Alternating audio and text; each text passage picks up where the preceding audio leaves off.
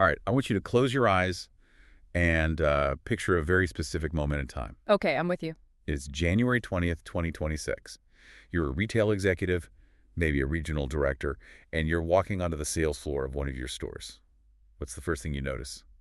It's not what you see usually, it's what you hear. Or maybe what you don't hear. Exactly.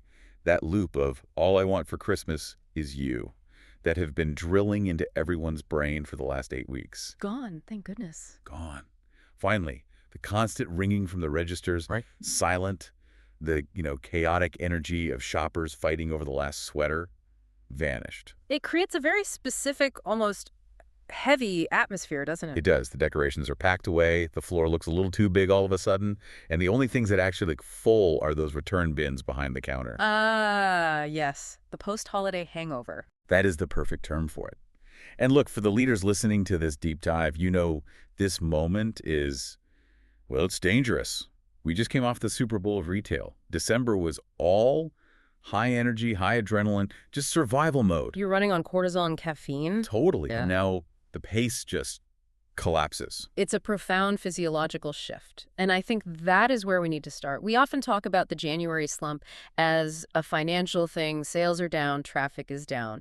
But we rarely talk about the psychological impact on the associates. That's so true. I mean, your teams have been operating at 110%. When that pressure valve releases, it doesn't just feel like rest, it can actually feel like a crash. Right. The source material we're looking at today, a piece by Multimedia Plus called Love is in the Air, describes it as a shift from buzz to repetition. And that repetition can be absolutely deadly for morale. Mm-hmm. When you're busy, you don't have time to be bored. But when it's January 20th and nobody has walked in for 45 minutes, that vacuum creates so much space for disengagement.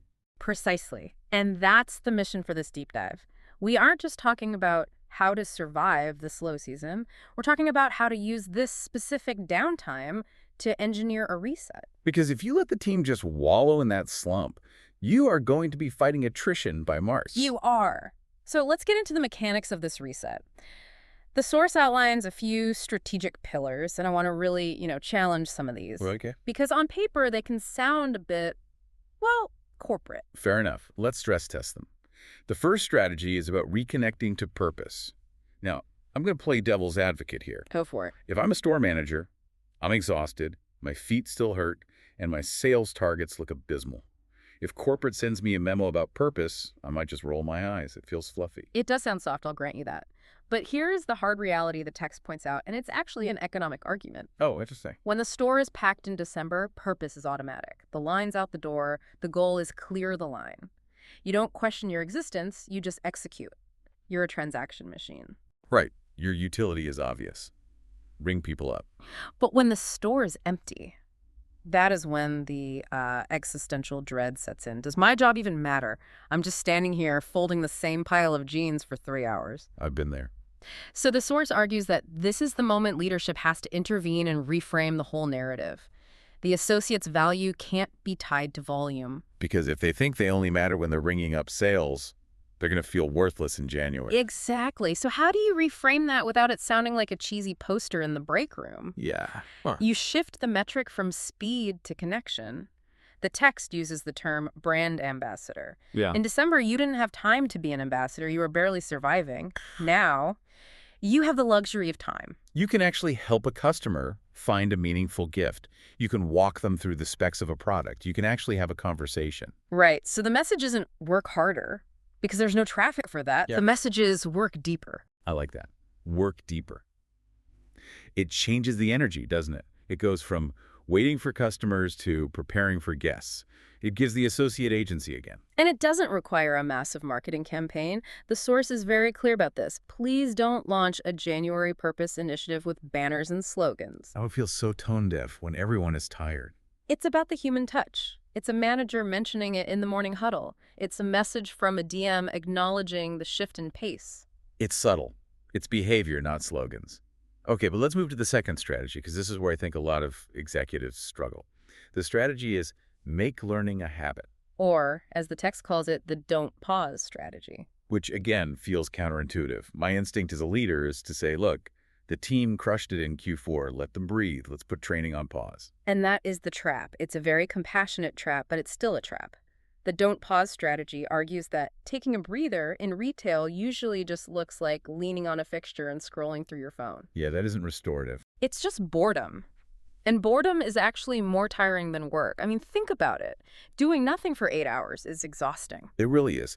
So the idea is we need to fill that void with something productive. But surely we aren't suggesting we dump hour-long compliance seminars on them, right? That Yeah. feels like punishment. No, absolutely not. That would be cruel, and frankly, it would fail. They wouldn't retain any of it. The source emphasizes micro-learning. So small, focused touch points. Yeah, we are talking 2 minutes here, 3 minutes there. Snackable content. And the key is relevance, I assume. It has to be. If you assign a generic customer service 101 module, they'll just resent it. But if you push a short video about a new trend that's coming for spring, or a refresher on a product that's being promoted for Valentine's Day, that feels like a tool. It feels like you're arming them, not lecturing them. And think about the neurology of it. We want to keep those, synaptic pathways firing. If you let the brain go dormant for 4 weeks, ramping back up in February is painful. Wow. But if you keep the learning muscle active with just light reps, they stay sharp. I like that light reps analogy. It's like active recovery. You don't sit on the couch for a month after a marathon. You go for light walks. You keep moving. Exactly. And you tie it to what's happening on the floor right now. But you mentioned something earlier. Before we get to the tools, we have to address the elephant in the room. Or rather, the sore feet in the room. The physical toll, the emotional toll, the difficult customers, the missed dinners. Which brings us to the third strategy. Recognize effort and contribution. And honestly, I feel like this is where so many leaders miss the mark in January. They do, and they miss What? it because they are looking at this spreadsheet. They Yeah. pull the January sales report. They see red numbers. Because of course they do. And they think, what is there to celebrate? Right. The mindset is, why should I praise you when we are running flat? But the source highlights a critical nuance here. Yeah. You have to stop recognizing results for a moment and start recognizing behaviors. That thank you matters more now than it did in December. Because in December, the sales numbers were the validation. The ringing register was the dopamine hit. Yes. And that dopamine is gone now. So the leader has to provide it. The text lists specific values to look for: teamwork, leadership, positivity, care. Give me a concrete example. Yeah. What does that look like on a Tuesday morning with 0 foot traffic? It looks like noticing the associate who reorganized the stockroom without being asked. It looks like shouting out the team member who handled a really difficult return. And we know January is return season with absolute grace. Oh, the returns. That is a huge pain point. It's negative revenue. It's usually an unhappy customer. It's just demoralizing. It is. But if a manager says, hey, I saw how you handled that angry customer, you turned a negative into a positive, that is what our brand is about. That hits home. It validates their skill, not just their utility. And it proves that the culture wasn't just a poster you put up for the holidays. It proves you value them as people. Which leads right into the next strategy, and I think this one is maybe the most radical for retail. You're talking about the human connection, specifically the start-of-year check-in. Yes, the unreview. I absolutely love that branding. Because let's be honest, as soon as you say the word review, the walls go up. Oh, yeah. Defense mechanisms engage. Am I in trouble? Did I miss a target? Exactly. The unreview is designed to disarm all of that. It's not a performance review. There are no rating scales, no needs improvement checkboxes. So what is it?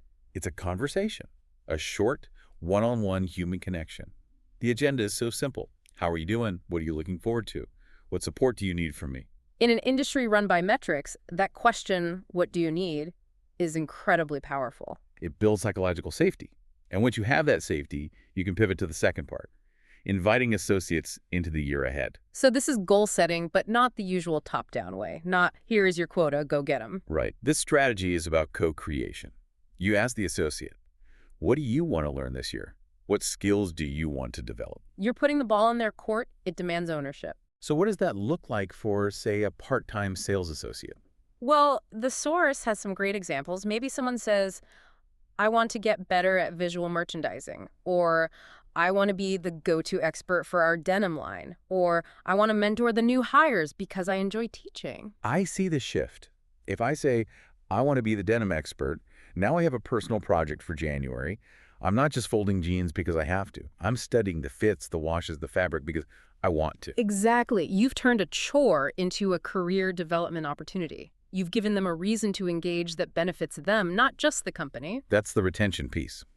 But I'm going to put my executive hat back on for a second. This all sounds beautiful, truly. But I have 500 stores. I have 5,000 associates. It sounds like a logistical nightmare. It sounds like a game of telephone, where the message gets completely garbled by the time it hits the store in Omaha. And that is a valid fear. If you try to do this manually with email chains and PDFs, it will fail, which is why the final piece of the puzzle is let tools do the heavy lifting. We're back to the tech. We have to be. You simply cannot scale culture without infrastructure. The source explicitly mentions centralized platforms like Insight as the backbone of this strategy. You need a way to push this content out consistently. So every associate, whether they are in New York or Omaha, gets the same quality of training. Correct. The same video, the same message. But it's more than just delivery. It's about visibility. As an executive, you can't manage what you can't see. A platform gives you a kind of heat map. Meaning you can see who is actually engaging with this whole re-engagement plan. You can see that Store A has 90% completion on the new microlearning, but Store B is at 10%. Now you know where to focus your energy. You aren't just guessing.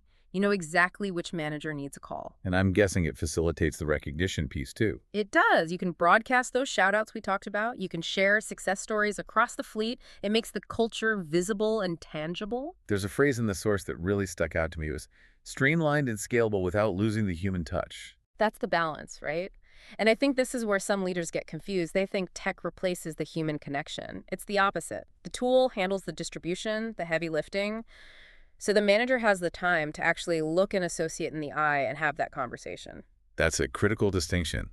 We aren't automating leadership. We're automating the admin so leadership can happen. Perfectly said.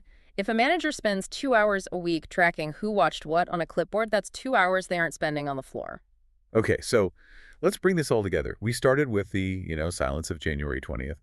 The slump, the feeling that the party is over. And we've walked through a roadmap to get out of it. First, purpose. Remind them they're ambassadors, not just cashiers. The quiet is an opportunity for depth. Then learning. Keep the brain active with relevant micro-learning. Don't let them rust. Third, recognition. You have to validate the behaviors and the effort because the sales numbers won't be there to do it for you. Fourth, connection. The unreview. Co-create goals so they have some skin in the game. And finally, scalability.